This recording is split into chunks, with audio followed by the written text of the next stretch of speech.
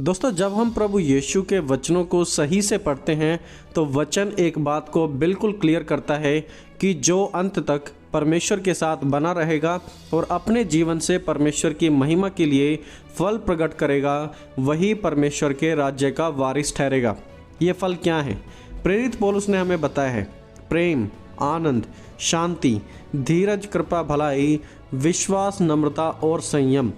तो आज सबसे बड़ा सवाल यह है कि हम कैसे पता लगा सकते हैं कि क्या कोई सचमुच परमेश्वर के वचन में बना हुआ है या फिर नहीं, और यदि कोई परमेश्वर में बना है तो उनके साथ आने वाले समय में क्या होगा। देखिए, प्रभु यीशु ने इसके बारे में हमें बताया। प्रभु यीशु ने कहा, सच्ची दाखलता मैं हूँ और मेरा पिता किसान है। जो डाली मुझ में है और नहीं फलती उसे वह काट डालता है, और जो फलती है उसे वह छांटता है ताकि और फले। तुम तो उस वचन के कारण जो मैंने तुमसे कहा है शुद्ध हो। तुम मुझ में बने रहो और मैं तुम में। जैसे डाली यदि दाखलता में ना बनी रहे तो अपने आप से नहीं फल सकती, वैसे ही तुम भी यदि मुझ में ना बने रहो तो नहीं फल सकते। मैं दाखलता हूँ, तुम डालियाँ हो। जो मुझ में बना रहता है और मैं उसमें, वह बहुत फल लाता है, क्योंकि मुझसे अलग होकर तुम कुछ भी नहीं कर सकते। यदि कोई मुझ में बना ना रहे तो वह डाली के समान फेंक दिया जाएगा और सूख जाता है, और लोग उन्हें बटोर कर आग में झोंक देते हैं और फिर वे जल जाती हैं। आइए हम दूसरी आयत पर ध्यान देते हैं। दूसरी आयत में इस प्रकार लिखा है, जो डाली मुझ में है और नहीं फलती उसे वह काट डालता है, और जो फलती है उसे वह छांटता है ताकि और फले। जब हम इसी वचन को ग्रीक में यानी कि यूनानी भाषा में पढ़ते हैं तो छांटने को ग्रीक भाषा में कहा गया है कथारो। कथारो का मतलब होता है टू पर्ज, यानी कि शुद्ध करना, आपकी अशुद्धियों को, आपकी बुराई को आपके जीवन से दूर कर देना।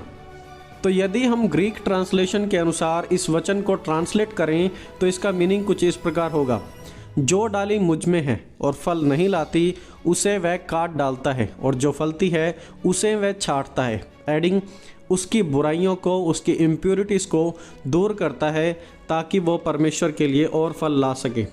तो यहाँ पर प्रभु यीशु के कहने का मतलब है कि जो डाली, जो इंसान मुझ में बना रहता है, पिता उसे ऐसे ही नहीं छोड़ देते।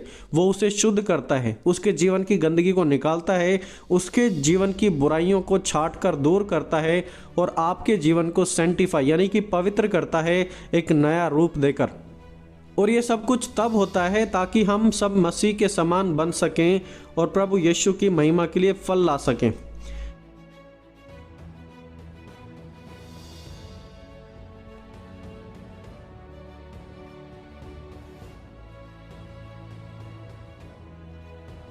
तो पहली बात दोस्तों, हम सभी को आज यह समझ लेनी चाहिए कि हर एक वो व्यक्ति जो आज मसीह में है और फलता है तो उसे परमेश्वर छांटते हैं, प्रभु यीशु ने कहा है। और यह छांटना, जो छांटने की एक प्रोसेस है, ये पेनफुल प्रोसेस है, यानी कि दर्दनाक एक प्रोसेस है, और परमेश्वर हमें शुद्ध करेंगे, हमारी बुराइयों को हटाएंगे, और हटाते समय हमें दर्द भी होगा। दोस्तों, यदि आज हम मसीह में हैं और हमें तकलीफ़ होती है तो बिल्कुल भी ना घबराएं।